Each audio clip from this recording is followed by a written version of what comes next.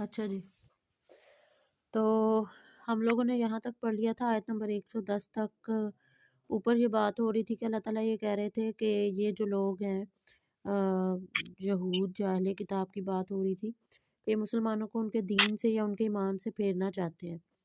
تو اللہ تعالیٰ کہہ رہے تھے کہ ان سے جو ہے درگزر کرو اور انہیں نظر انداز کرو اور ان کی باتوں میں نہ آؤ۔ اور ابھی تو ان کو یہ لگ رہا ہے کہ مسلمان کبھی بھی غالب نہیں آ سکتے، لیکن اللہ تعالیٰ ہر چیز پر قادر ہے، اور ایک وقت آئے گا کہ آپ لوگ خود اپنی آنکھوں سے دیکھو گے کہ یہ سارا جو ہے وہ گیم جو ہے وہ گیم چینجر ہوتا ہے نا، تو یہ سارا جو وقت ہے، جو اقتدار ہے اور سارا کچھ ہے وہ بدل جائے گا۔ اور ایسا ہی ہوا، حضور نے نبوت کا جب اعلان کیا تو اس کے بعد 13 سال تک آپ مکہ میں رہے ہیں، اور 13 سال تک آپ جو ہے وہ صحابہ کے ساتھ جو ہے، صحابہ کی ایک چھوٹی سی ٹیم تھی، یعنی 100 لوگ تھے یا 110 لوگ، یا جب 13 سال کے بعد 300 400 لوگ آپ کے ساتھ ہجرت کر کے آئے ہیں اگر مکہ سے مدینہ، تو 13 سال تک مسلمانوں نے زیادہ تر جو لوگ سابقون اور اولون تھے، یعنی سابقون وہ لوگ ہیں نا جو کسی چیز میں کسی کام میں سبقت لے جاتے ہیں، یعنی آگے بڑھ جاتے ہیں، تو یہ وہ لوگ تھے جنہوں نے اسلام قبول کیا، اور اس وقت میں اسلام قبول کیا، اس وقت میں کلمہ حق کہا، اس وقت حضور کا ساتھ دیا، جب اس بات کا یعنی اعلان کرنا، اپنے آپ کو ایک طرح سے لوگوں کے ظلم کے آگے پیش کرنا تھا۔ اور ہم نے دیکھا کہ وہاں پہ بہت سارے غلام بھی تھے اور بہت سارے جو تھے سردار تھے اپنے اپنے قبیلوں کے، اور بہت فہم و فراست والے لوگ جو تھے، ان سب نے اسلام جو ہے وہ قبول کیا۔ یہ بات ٹھیک ہے کہ کسی کو کچھ ٹائم لگ گیا سمجھنے میں، جیسے حضرت ابو بکر صدیق ہے، تو انہوں نے تو فوراً ہی حضور کی بات سنی اور انہوں نے آپ کی تصدیق کر دی اور آپ پر ایمان لے آئے۔ یہ بہت بڑی بات ہوتی ہے کہ اگر ہم خود کو اپنے آپ کو اس ماحول میں لے کر جائیں، تو قرآن کو سمجھنے کا ایک جو لینز ہے وہ یہ ہے کہ ہم کسی بات کو سمجھنا ہو تو سب سے پہلے خود کو اس جگہ پہ لے کے جائیں اور پھر سمجھیں کہ اگر ہم وہاں پہ ہوتے تو کیا ہوتا۔ تو یہ بہت یعنی ایک حوصلے کی بات ہوتی ہے کہ ایک انسان آپ کے ساتھ سالوں سے رہ رہا ہے، فرض کریں وہ سالوں سے آپ اسے جانتے ہیں اور آپ کو اس کی سچائی پہ پورا یقین ہے، اس کے عمل پہ اور اس کے کردار پہ آپ کو ہمیشہ جو ہے وہ یقین رہا ہے، لیکن ایک دن وہ اچانک آ کے کہے کہ میں خدا کا رسول ہوں اور میرے پہ وحی آتی ہے اور فرشتہ میرے پاس آیا اور اس نے کہا کہ تم خدا کے پیغمبر ہو اس دنیا میں یا اس زمین پر، اور اب سے جو میں کہوں گا آپ لوگوں کو وہ ماننا ہوگا، اگر آپ لوگ نہیں مانیں گے تو آپ کو اس دنیا میں بھی سزا ملے گی اور آخرت میں بھی ملے گی۔ تو اس بات کو بھلے ہی کوئی دوست بھی آ کے کہے، فرض کرے میں نورین کو بڑے عرصے سے جانتی ہوں یا گلفشا کو بہت عرصے سے جانتی ہوں، تو اگر جب میں بھی کوئی اس طرح کی انہونی سی بات کرتی ہوں تو وہ پہلے اس کی تصدیق ضرور چاہتی ہیں کہ اچھا تم یہ کیوں کہہ رہی ہو، یا وہ اس کو ویریفائی کرنا چاہیں گے کہ کہیں اس کی دماغی حالت تو نہیں ٹھیک خراب ہو گئی یا کچھ یہ ٹھیک تو ہے، یا یہ کوئی اپنا یعنی اس کا چیک اپ تو نہیں کروانا چاہیے، اس طرح کی کوئی بھی چیز، ٹھیک ہے۔ لیکن حضور نے جب اپنے جو ہے وہ دوست سے بات کی، یعنی حضرت ابوبکر صدیق کو بتایا، یا حضرت علی جو اس وقت 10 سال کے بچے تھے جو آپ کے گھر میں ہی پرورش پا رہے تھے، یعنی آپ کے ساتھ ہی آپ کے فیملی میں رہا کرتے تھے، آپ کے جو بیٹیاں تھیں، اور حضرت زینب کی تو شادی ہو چکی تھی، تو جو دوسری 2 بیٹیاں تھیں ان کا نکاح یا منگنی ہو چکی تھی، حضرت رقیہ کی اور حضرت ام کلثوم کی، ان کے ساتھ ابو لہب کے 2 بیٹوں کے ساتھ، ٹھیک۔ تو آپ نے جب اس وقت اپنے گھر والوں کو یہ آ کے بات کی، یعنی اپنی زوجہ سے بات کی اور اپنے دوست سے بات کی اور حضرت علی سے بات کی اور اپنی بیٹیوں کو ظاہر سی بات انہوں نے دعوت دی ہوگی اور بتایا ہوگا، تو ان لوگوں نے فوراً سے آپ کی بات مان لی اور انہوں نے کوئی سوال نہیں کیا، اور ان کو ان کو یہ شک نہیں ہوا کہ ان کی ذہنی حالت تو خراب نہیں ہے، انہوں نے کوئی خواب دیکھ لیا ہے یا یہ خود سے کچھ ان کو وہم ہو گیا ہو، کسی نے کوئی سوال نہیں کیا، فوراً سے سب نے تصدیق کر دی، ٹھیک ہے۔ اور یہ ہوتی ہے کردار کی بلندی، یعنی ہمارے پیارے رسول کا جو کردار تھا وہ نبوت سے پہلے بھی ایسا تھا، اتنا اچھا تھا، اتنا پاک صاف تھا کہ اللہ تعالیٰ نے خاص اہتمام کیا تھا کہ آپ سے کبھی بھی کوئی بھی گناہ جو ہے وہ سرزد نہیں ہوگا، ٹھیک ہے۔ اور حالانکہ آپ مشرکین کے گھروں میں پیدا ہوئے اور وہاں پہ رہتے تھے، لیکن آپ نے کبھی بھی جو ہے نا وہ انہی بتوں کے نہ تو پوجا کی اور نہ ہی ان کو کبھی خدا مانا اور نہ ہی آپ نے کبھی حج کیا، اور جیسے اس وقت کے لوگ برہنہ ہو کے ان کپڑے اتار کے حج کیا کرتے تھے، ان کا کنسیپٹ پیچھے یہ تھا کہ خدا کے آگے تو جانے جاتا ہے انسان، تو خدا سے تو کچھ چھپا ہوا نہیں ہے، تو لہٰذا ہمیں ایسے خدا کے سامنے پیش ہونا چاہیے۔ لیکن قرآن نے پھر آگے سمجھایا کہ نہیں، لباس جو ہے وہ تو انسان کی عزت ہے، بے لباسی انسان کی عزت نہیں ہے، اور اللہ تعالیٰ نے انسان کو بڑا عزت والا اور تکریم والا بنایا ہے، تو اس کو چاہیے کہ وہ لباس پہن کے اور اچھے لباس میں، صاف ستھرے لباس میں جو ہے نا وہ یہاں پہ میرے سامنے جو ہے وہ سجدہ ریز ہو یا میرے سامنے آئے۔ تو یہ جو ہم نماز پڑھتے ہیں اس میں بھی ہم طہارت کا خاص اہتمام کرتے ہیں، یعنی یہ نہیں ہوتا کہ ہم بہت گندے ہوتے ہیں، لیکن پھر بھی ایک خاص طور پہ روحانی طور پہ ہم نے اپنے آپ کو مینٹلی پریپیئر کرتے ہیں خدا کے سامنے حاضر ہونے کے لیے۔ تو کہنے کا مطلب یہ ہے کہ حضور نے جب اپنے دوستوں سے یہ بات کی تو کسی کو بھی اس بات میں تردد نہیں ہوا، تو انہوں نے فوراً سے آپ کی بات پر ایمان لے آئے۔ اور عام طور پہ تو ہم یہ دیکھتے ہیں کہ اپنے گھر والوں کو ہی کسی بات پہ قائل کرنا یہی سب سے مشکل بات ہوتی ہے، باقی پوری دنیا کے ساتھ انسان جو ہے نا وہ تقریر کر لے گا، ان کو قائل کر لے گا، وہ آپ کے دل دادا ہوں گے، وہ آپ کو اپریشیٹ کریں گے، لیکن گھر والے آپ کو بہت مشکل سے اپریشیٹ کرتے ہیں۔ ایون کہ کبھی تو لگتا ہے کہ انسان کو لگتا ہے کہ میں تو پورے کا پورا بدل گیا ہوں، یا میرے اندر وہ جو خامی تھی میں نے پوری کی پوری ختم کر لی ہے، لیکن گھر والوں کو وہ جو آپ کی ایک اسٹرگل ہوتی ہے وہ نظر نہیں آ رہی ہوتی۔ تو حضور کا اپنے گھر والوں کے ساتھ ایسا یعنی تعلق تھا، ایسا پیارا اور محبت بھرا اور ایسا اعتماد ان کے گھر کے اندر تھا کہ ان کے گھر والوں نے، ان کے بچوں نے، ان کی مسز نے، ان کے دوستوں نے فوراً سے ان پر ایمان لیا، اور پھر 13 سال تک آپ اور آپ کے جو صحابی ہیں وہ مسلسل ان لوگوں کے ساتھ جو ہے وہ نرمی سے پیش آتے رہے اور درگزر کرتے رہے، اور جب تک آپ مکہ میں رہے اللہ تعالیٰ نے آپ کو اور آپ کے صحابہ کو یہ اجازت نہیں دی، اور اس وقت یا اس دوران جتنی بھی آیات نازل ہوئی ہیں ان میں یہی کہا گیا کہ ان لوگوں سے درگزر کرو، ان کو جو ہے نا آپ بس دعوت دیں، اور یہ جو بھی کہتے ہیں اس پہ صبر کریں۔ تو مسلمانوں کو صبر صبر کریں، صبر کریں، صبر کریں۔ پہلی دفعہ جب مسلمان مدینہ میں آئے ہیں اور وہاں پہ سورہ بقرہ آئی ہے، تو تب پہلی دفعہ مسلمانوں کو کہا گیا ہے کہ اب آپ لوگوں جو ہے نا اپنے ہاتھ کھول سکتے ہیں، یعنی تمہارے ہاتھ جو باندھے ہوئے تھے اللہ کے حکم نے وہ اب کھول دیے جائیں، یعنی اب مسلمان جو ہے نا وہ ان کے ساتھ جنگ کر سکتے ہیں یا لڑ سکتے ہیں، یا اب اگر وہ آپ کو ماریں پیٹیں تو آپ نے بھی آگے سے ان کو ویسے ہی جواب دینا ہے یا اپنا دفاع کر سکتے ہیں۔ اس سے پہلے یہ نہیں تھا۔ تو جو اوپر والی آیت تھی اس میں بھی یہی تھا کہ اللہ تعالیٰ یہی کہہ رہے تھے کہ اب جب مسلمان وہاں پہ آئے، مکہ سے مدینہ میں آئے، تو مدینہ میں پھر ایک اور طرح کی آزمائش تھی۔ تو وہ کیا تھی کہ وہاں پہ منافقین تھے، وہاں پہ اہل کتاب تھے، وہاں پہ تو مشرکین تھے۔ تو جو مکہ اور مدینہ کے جو مشرکین ہیں، مشرکین مکہ کے اور منافقین جو اہل کتاب جو مدینہ کے ہیں، ان میں ایک واضح فرق جو ہے وہ یہ ہے کہ جو مشرکین تھے نا وہ جو کہتے تھے نا وہ وہی کرتے تھے، انہوں نے کہہ دیا ہم نے اسلام نہیں قبول کرنا، نہیں کرنا، انہوں نے کہہ دیا ہم نے کرنا ہے، حضرت عمر نے کہہ دیا میں نے کرنا ہے، تو انہوں نے کر لیا، ڈنکے کی چوٹ پہ کیا اس طرح سے۔ لیکن جو اہل کتاب تھے ان کے اندر کچھ لوگوں نے تو، بڑے بڑے علماء نے مان لیا، دل سے مطلب مسلمان ہو گئے، کچھ جو ہے وہ نہیں ہوئے، وہ جانتے بوجھتے ہوئے انہوں نے کہا نہیں ہم تو اس کا اقرار نہیں کریں گے، اس سے تو ہمارے ساکھ پہ بڑا برا اثر پڑے گا۔ اور کچھ نے یہ اختیار کی پالیسی کہ ہم آدھی باتیں مان لیتے ہیں، یا ویسے تو ان کی ٹیم میں شامل ہو جاتے ہیں لیکن در حقیقت ان کی بات نہیں مانتے۔ تو انہی لوگوں کے بارے میں اللہ تعالیٰ اوپر جو ہے وہ یہ کہہ رہے ہیں کہ ان لوگوں کے ساتھ یہ جو بھی سازشیں کر رہے ہیں نا، مسلمانوں سے یہ کہا جا رہا ہے کہ ابھی ان سے درگزر کرو اور اس وقت کا انتظار کرو جب اللہ تعالیٰ کا فیصلہ آ جائے گا، یعنی اللہ تعالیٰ آہستہ آہستہ ایسے حالات پیدا کر دیں گے کہ یہ سب خود بخود آپ لوگ خود ہی ان کو چھانٹ کانٹ کے یہاں سے الگ کر دو گے۔ تو یہ اس کا پس منظر تھا۔ اس کے بعد اللہ تعالیٰ نے پھر اگلی آیت میں یہ کہا ہے کہ مسلمانوں کو چاہیے کہ اپنی نماز کا اہتمام کریں اور زکوٰۃ دیتے رہیں۔ تو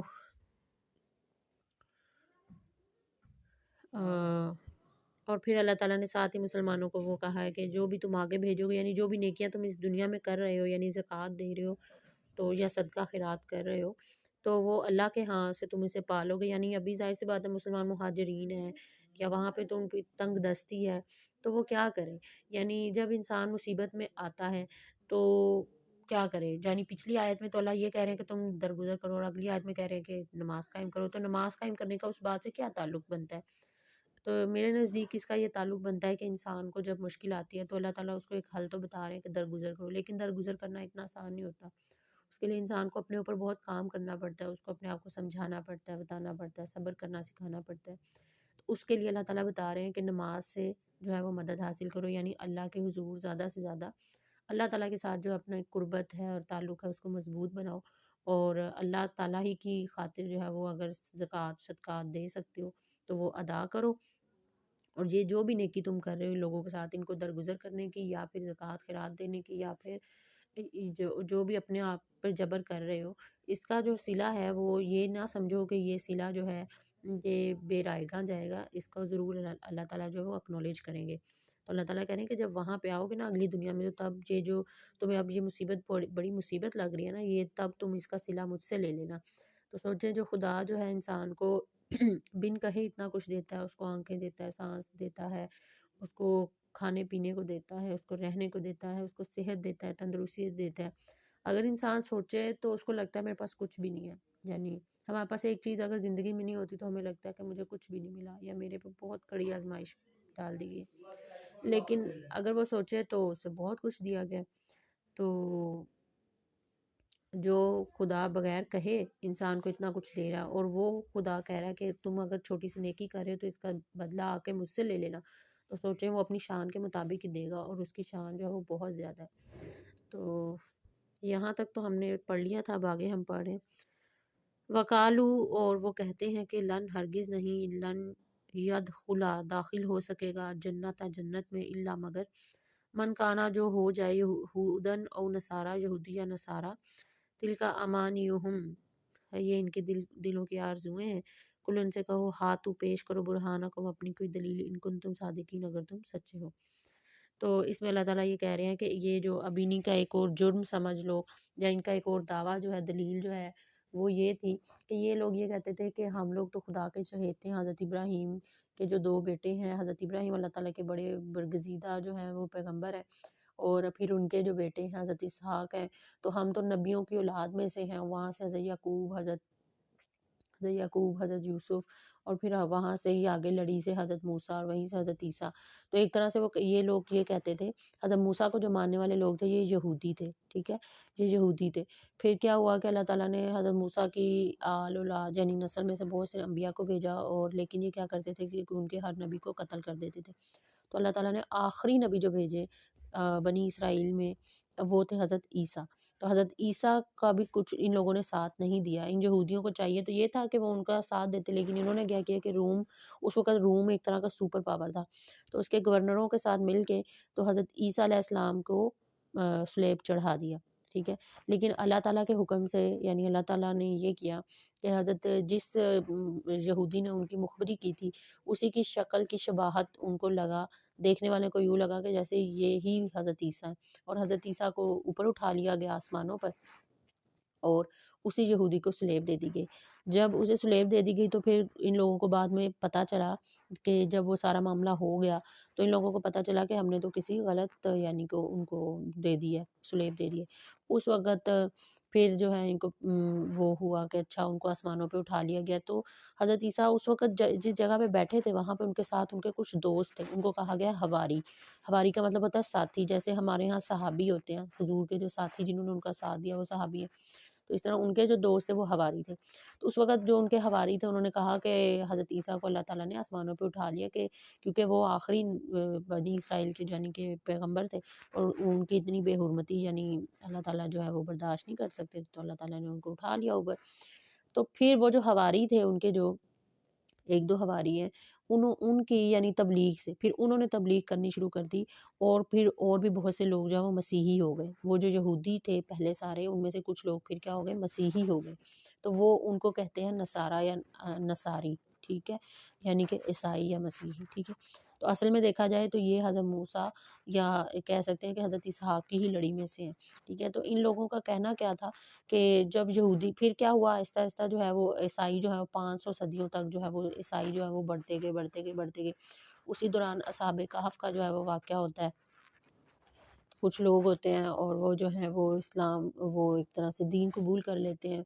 اور یعنی مسیحیت اس وقت اپنے عروج پہ ہوتی ہے، عروج پہ اس طرح سے کہہ سکتے ہیں کہ لوگ اس کی تبلیغ کر رہے ہوتے ہیں، لیکن جو بھی مسیحی ہوتے ہیں ان کو نا یہودی اور رومی مل کے مارتے پیٹتے ہیں اور ان کو دین قبول نہیں کرنے دیتے ہوتے اور ان کو ایک طرح سے غلام بنایا ہوا ہوتا ہے۔ خیر اس دوران پہ یہ سب ہوتا ہے تو یہ ان لوگوں نے پھر اس طرح سے آپ کہہ سکتے ہیں کہ دو ایک طرح سے پارٹیز آ گئی یا دو فریق بن گئے، ایک یہودی بن گئے اور ایک نصاری بن گئے۔ کافی سالوں کے بعد پھر نصارہ کو بھی ان سے ان کی جان چھوٹ گئی، یعنی کہ ان کو بھی ایک طرح سے سکون مل گیا، ورنہ تو انہوں نے ان کو اپنا وہی بنا کے رکھا ہوتا نا، غلام بنا کے رکھا ہوتا یہودیوں نے۔ تو ہوا کیا کہ پھر ان کے جو پادری تھے یا پاسٹرز ہیں یا اہل کتاب کے جو ہوتے ہیں، ان جو بھی ان کے ہوتے ہیں دین کو جو کر رہے ہوتے ہیں، وہ جو ہے انہوں نے یہ کہنا شروع کر دیا کہ یہودیوں نے یہ کہنا شروع کر دیا کہ جب تک تم یہودی نہیں نہ ہو جاؤ گے تب تک تم مطلب جنت میں داخل نہیں ہو سکتے،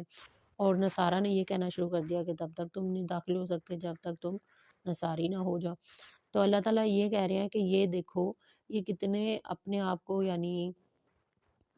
کتنا اپنے آپ کو کہتے ہیں نا کہ ہم بہت پکے ایمان والے ہیں، تو یعنی یہودی یا نصارہ ہو جاؤ گے، صرف ہو جاؤ گے تو تم جو جنت میں داخل ہو جاؤ گے۔ تو اللہ تعالیٰ کہہ رہے ہیں آگے، اللہ تعالیٰ یہ کہہ رہے ہیں تل کا امانیہم، یہ تو ان کے دل کی آرزویں ہیں، یعنی آگے اللہ تعالیٰ نے تبصرہ کر دیا ان کی یہ اس بات پہ۔ تو یہ آیت کو پوری طرح اس طرح سمجھا جائے گا کہ پہلے انہوں نے بات کی ہے، پھر آگے اللہ تعالیٰ کہہ رہے ہیں کہ یہ ان کے دلوں کی آرزو ضرور ہے، خواہش ہے کہ کاش ایسا ہو، لیکن ایسا ہوتا نہیں ہے۔ کسی کے یہودی یا نصاری یا مسلمان ہونے سے کوئی جنت میں داخل نہیں ہو جاتا، بلکہ جنت کا حقدار بننے کے لیے انسان کو اپنے کردار سے، اپنے عمل سے، اپنے اخلاق سے، اپنی آزمائش جو بھی اس پر اس دنیا میں ڈالی گئی ہے اس میں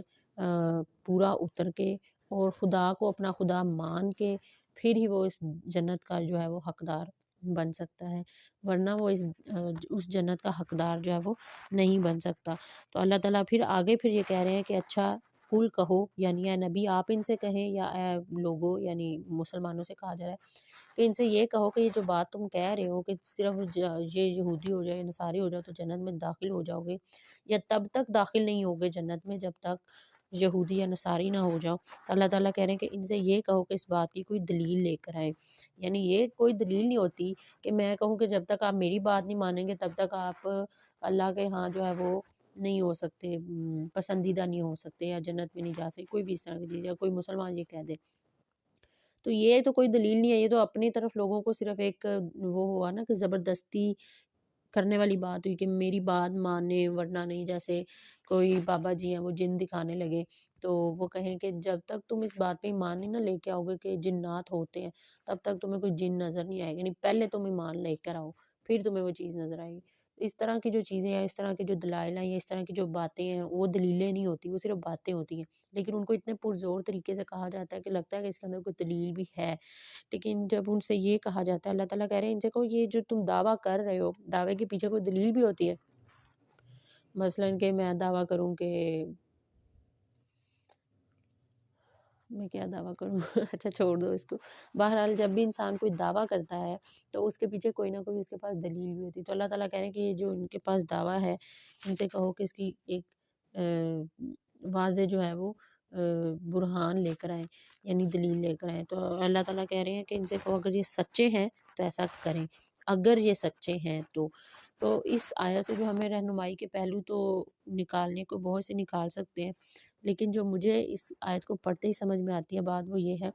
کہ ہمارے ہاں مسلمانوں کے ہاں بھی یہی ہے کہ ہم بھی یہی کہتے ہیں کہ کوئی تب تک جنت میں داخل نہیں ہو سکتا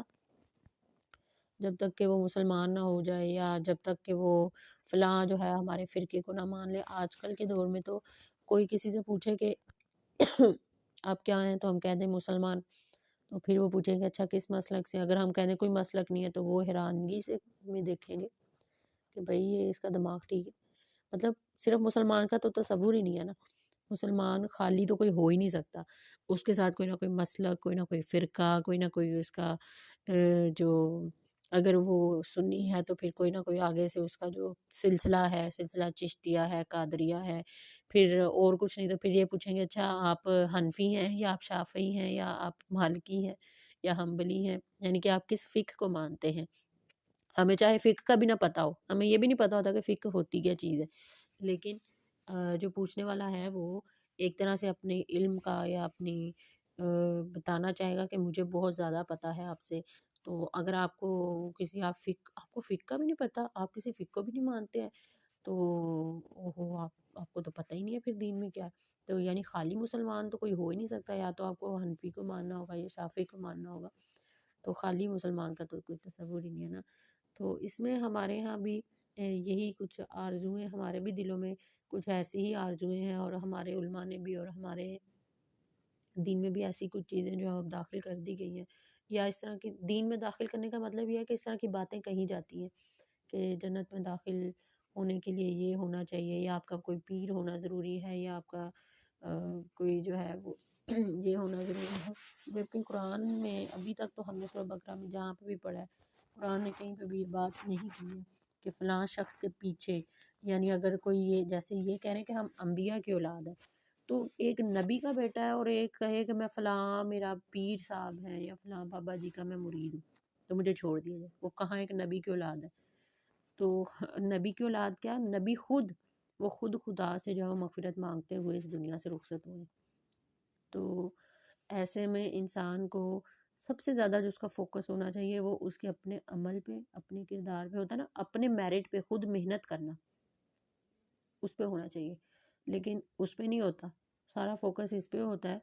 کہ میں چاہے نماز پڑھوں یا نہ پڑھوں، مجھے چاہے نماز کا مقصد پتہ ہو یا نہ پتہ ہو، مجھے چاہے رشوت دینی پڑے، مجھے چاہے اپنا تھیسس کسی سے لکھوانا پڑ جائے، مجھے چاہے اپنی پریکٹیکل کاپیز بنی بنائی کہیں سے لانی پڑ جائے، مجھے چاہے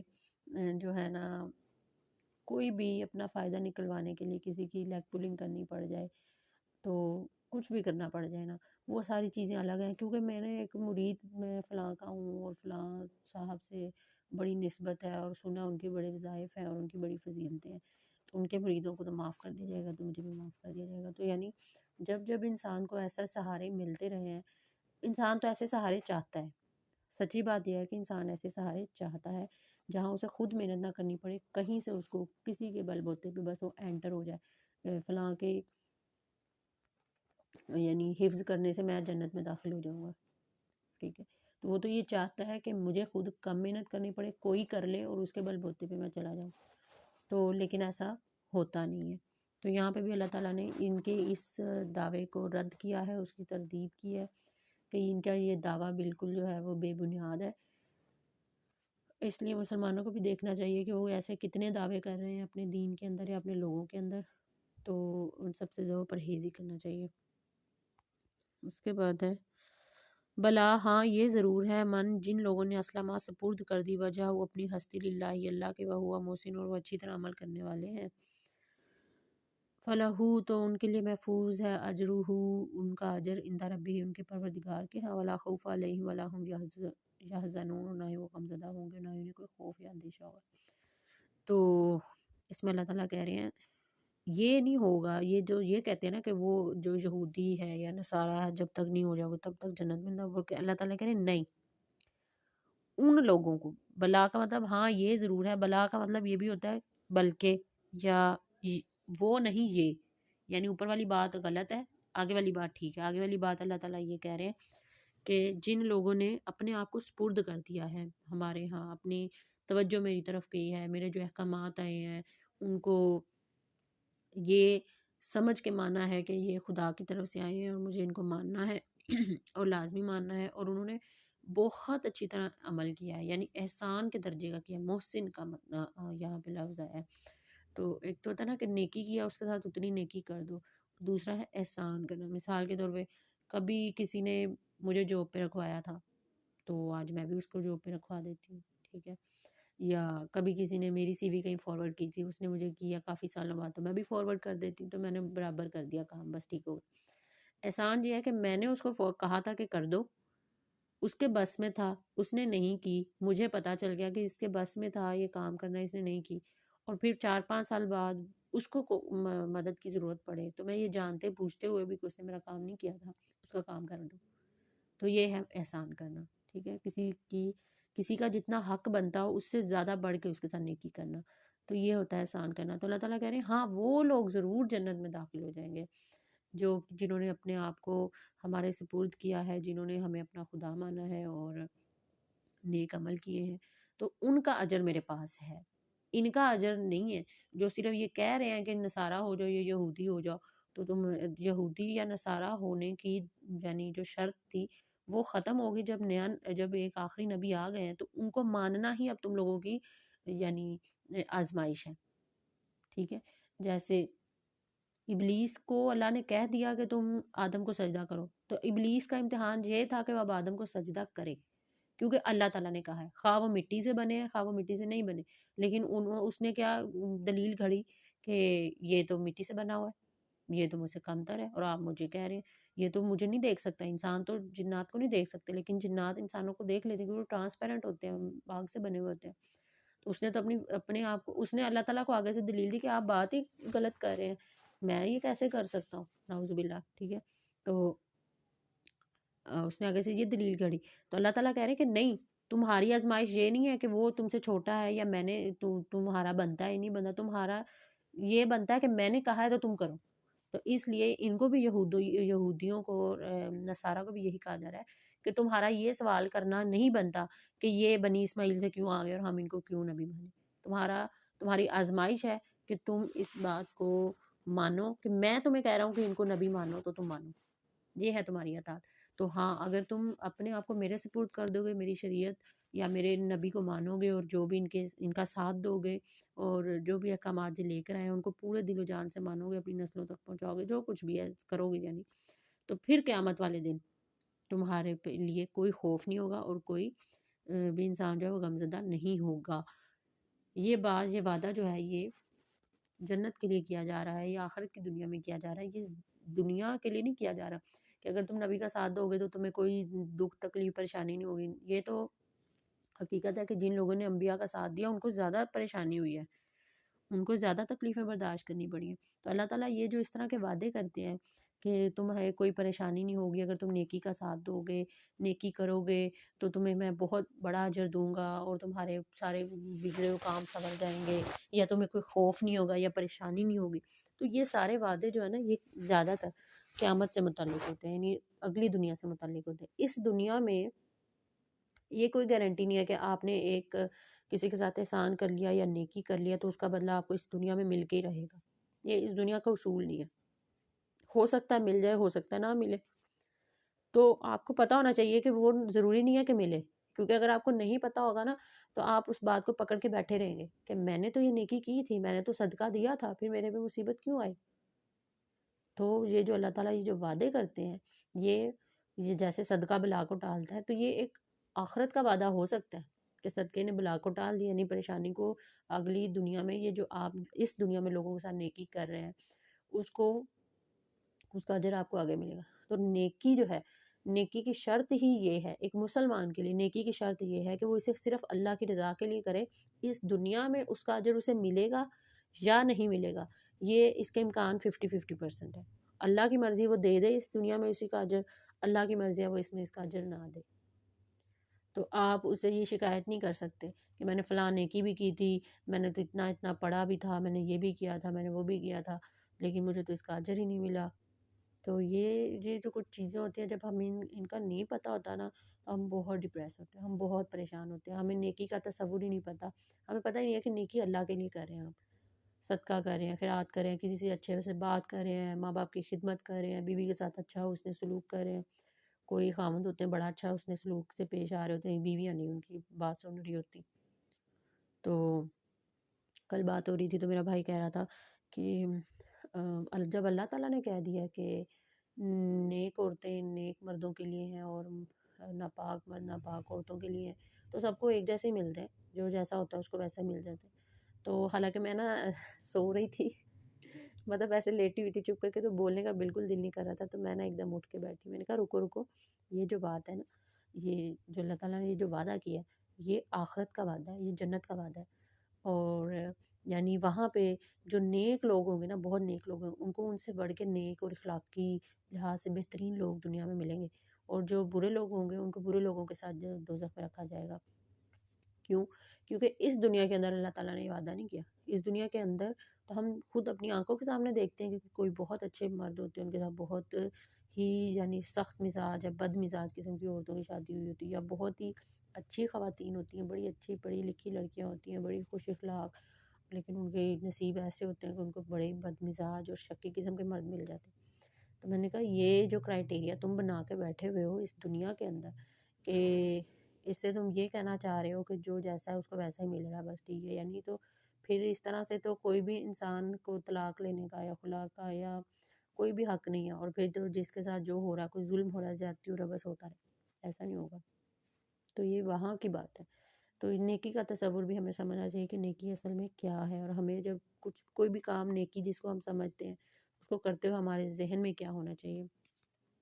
تو آج ہم نے یہاں تک 2 آیات پڑھی ہیں۔